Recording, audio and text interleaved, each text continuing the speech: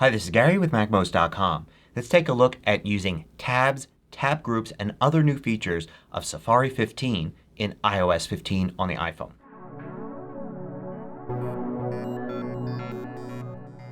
MACMOST is brought to you thanks to a great group of more than 1,000 supporters. Go to MACMOST.com/Patreon. There you can read more about the Patreon campaign, join us, and get exclusive content and course discounts. So once you upgrade to iOS 15 on your iPhone, you'll notice that Safari looks a little different. First of all, you find the address field and search field for Safari is at the bottom now, no longer at the top. Although I'll show you how to change that if you want. Before with Safari tabs, if you wanted to switch tabs, you would tap this button here, brings up the tab overview, and you can switch to a new tab. But now you can do it without having to do all of that. Matter of fact, it's easy to do even while holding your phone with one hand. All you need to do is swipe from right to left at the bottom there and it switches between tabs. And you can go back and forth between all the tabs that you have open. This alone is a huge improvement. But there's a lot more to it as well. If you want to add a new tab, just go to the end of the list here. And notice that when you swipe over you get a plus button that appears. If you keep swiping it just opens up the start page as a new tab. And in a few minutes here we'll look at how to customize the start page to make it more useful. But there's a lot more functionality inside this tab interface here at the bottom. For instance, you can tap these two letters here at the left and that brings up this menu here. You'll notice the first item here allows you to move all of these tabs and everything to the top. Now you see it like you did before. Tap here again and you can move to the bottom. But also you have access to a lot of other things like the privacy report, website settings all through this. You could even hide the toolbar entirely and it'll come back when you go all the way down to the bottom and tap there. Now if you tap here, of course, you can edit the address. But if you tap and hold, then it will bring up other options. For instance, you can move to a different tab group. So let's look at creating tab groups. Right now I've got these 3 tabs. Actually 4 since I opened up this blank page. And this is part of a group of tabs that are basically ungrouped tabs. If I tap the tab overview here, I'll see I've got 4 tabs open here. And if I tap here it'll show me those 4 tabs, then any private tabs I have opened, and then it'll show me tab groups. I've got 2 here. You may remember from a previous video these are the 2 tab groups I created on my Mac in Safari 15.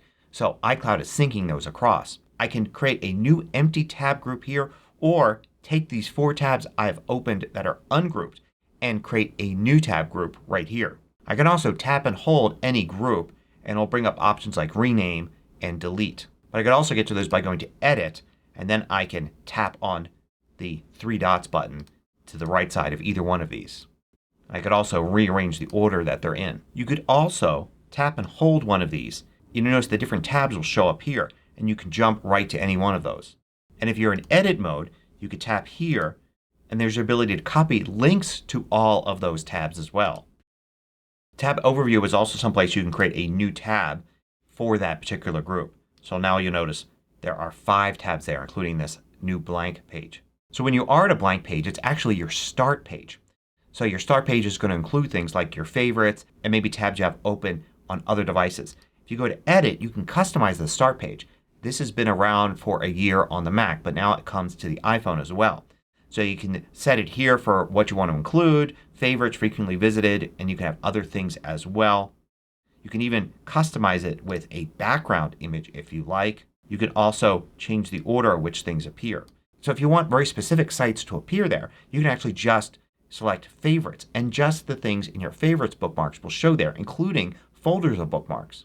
And if you don't want to see frequently visited you can simply turn that off, as well as Siri suggestions. You can turn that off as well. So you'll always just see the exact same thing, your favorites here rather than other suggestions.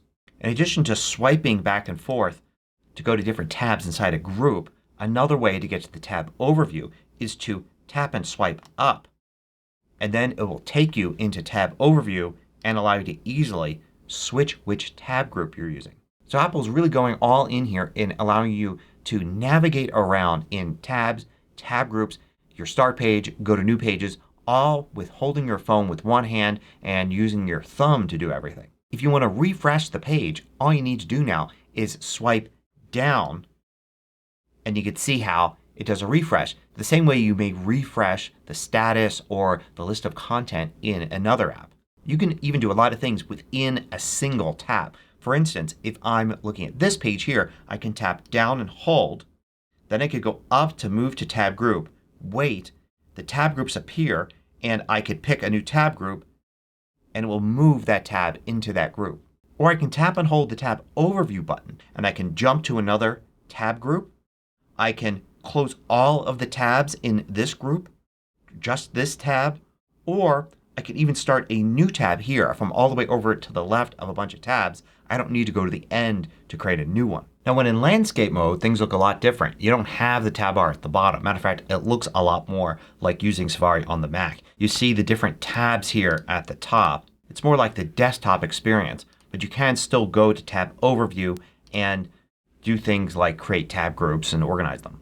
In addition, in the Settings app you can go to Safari and there's several settings here that have to do with tabs.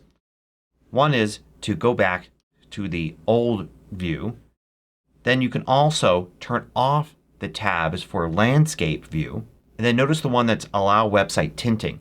The tab bar will be tinted with the background color of the web page. Most web pages just use white so you may not notice, but if you're annoyed that sometimes the tab bar turns a bright color when you're at a certain page, you can simply turn that off here.